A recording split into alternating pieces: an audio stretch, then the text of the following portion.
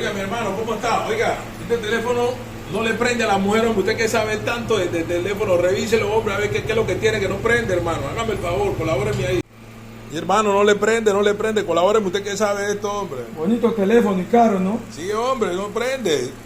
Ah, bueno, vamos a revisarlo, pues, manito. Revíselo, pues, por favor, destápelo, mira, a ver.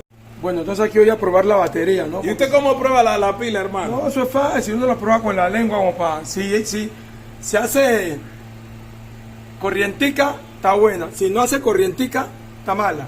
Hágale, mi hermano, pruébela, pues. Voy a marcarle a mi mujer, a ver con el número de la hermana, a ver qué pasó. Aló, cuñada, págame a mi mujer a ver el favor, hombre. Aló, mija. ¿Y usted por qué que el teléfono no le prende? Aquí el técnico lo está revisando, que la batería que tiene corrientica. ¿Y dónde? Que le cayó en el baño, que usted estaba con diarrea. ¿Ah? ¿Cómo? Baño, con diarrea.